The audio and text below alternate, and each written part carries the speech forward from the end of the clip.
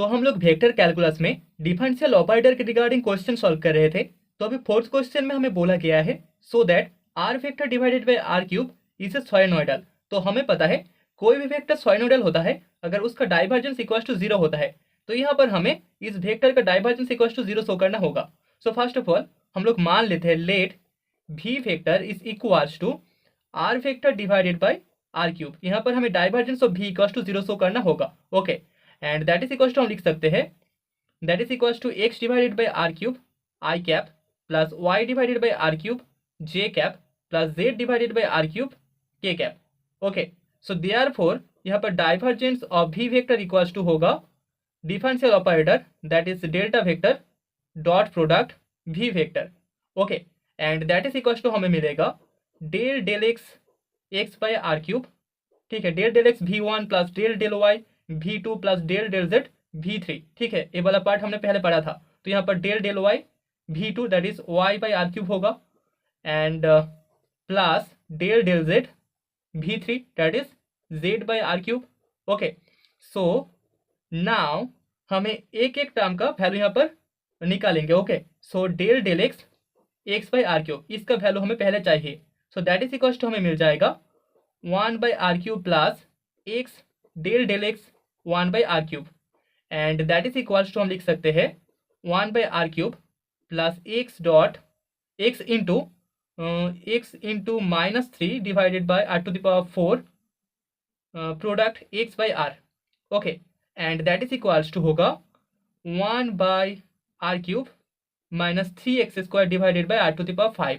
ठीक है, तो यहाँ पर एक्स बाय आर क्यूब इसका पार्शियल डेरिवेटिव इसके रिगार्डिंग हमें मिल जाएगा 1 by r cube -3x² divided by r to the power 5। Okay, तो अभी सिमिलरली y के रिस्पेक्ट में हमें जो पार्शियल डेरिवेटिव मिलेगा that is del del y of y divided by r cube equals to हो जाएगा 1 by r cube -3y² divided by r to the power 5 and z के रिस्पेक्टिवली जो partial derivative होगा z divided by r cube का that will be equals to 1 by r cube minus 3z square divided by r to the power 5.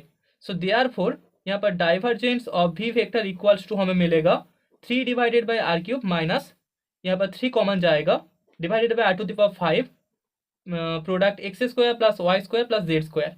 ठीक है, यहाँ पर 3 value का addition हो जाएगा and that is equals to हमें ये वाला वैल्यू मिलेगा and that is equals to हम लिख सकते हैं 3 by r cube minus 3 by r cube. ठीक है, क्योंकि x square plus y square plus z square equals to r square होता है तो यहाँ से हमें 0 मिल जाएगा। Okay, so divergence of v vector equals to 0 हो रहा है। सो हेंस हम बोल सकते हैं hence v vector equals to r vector divided by r cube is a solenoidal and that is the result. तो अभी फिफ्थ क्वेश्चन में हमें बोला गया है so that r vector product f of r is irrational vector.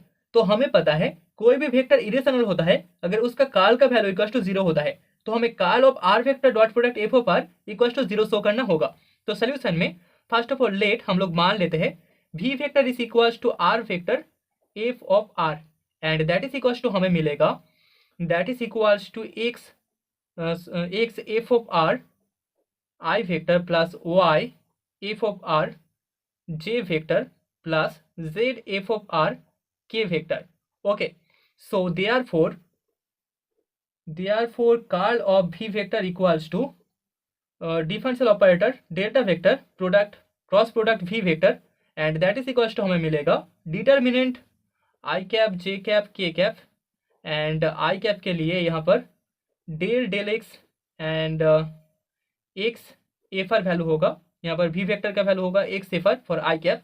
अभी j cap के लिए del del y and j cap के लिए यहाँ पर जो सामने कोफिशिएंट है that is y F R and k cap के लिए del del z and coefficient है z F of are. Okay, so now that is equals to यहाँ से हमें जो वैल्यू मिलेगा डेल डेल एक्स के लिए आई कैप में यहाँ पर डेल डेल वाई के साथ z F of r. So del del y z F of r minus del del z y f of are. Okay, product i cap अभी plus j cap के लिए हमें मिलेगा जे कैप के लिए यहाँ पर जे कैप के लिए पहले एक माइनस आएगा, लेकिन यहाँ पर हमने प्लस लिख दिया है, सो डेल जेड के साथ यहाँ पर आएगा del del z x f of r minus del del x z F of are, okay, j cap plus k cap के लिए हमें मिलेगा del del x y f of r minus del del y x f of r k cap, okay. Now that is equals to हमें मिल जाएगा, यहाँ से हम लिख सकते हैं z f dash r y by r minus Y f dash r z by r, ठीक है, i cap plus x f dash r z by r minus z f dash r x by r, j cap plus plus y f dash r x by r minus x f dash r y by r k cap. And यहाँ पर हम देख सकते हैं सभी terms एक दूसरे के साथ काट ऑफ होके हमें जीरो मिल जाएगा, ओके। तो यहाँ पर हमें कर्ल ऑफ भी वेक्टर इक्वल्स टू जीरो मिल रहा है, मतलब कि हम बोल सकते हैं हेंस यहाँ पर हमें जो गिवन वेक्टर था that is r vector f of r वो एक इरेशनल वेक्टर होगा, that is an irrotational vector and that is the result. तो अभी सिक्स्थ क्वेश्चन में हमें बोला गया है find the values of a b and c, जहां पर वी वेक्टर एक इरेशनल वेक्टर है एंड वी वेक्टर का वैल्यू इक्वल टू हमें गिवन है -4x - 3y plus a Z I cap plus b x plus 3y plus 5z j cap plus 4x plus 3y plus 3z k cap, okay. So we have हमें given है v vector is irrational vector that is curl of v vector equals to zero, okay. And so therefore यहाँ पर curl of v vector equals to differential operator product v vector cross product that is equals to zero, so that is equals to zero and so यहाँ say that is equals to हम बोल सकते हैं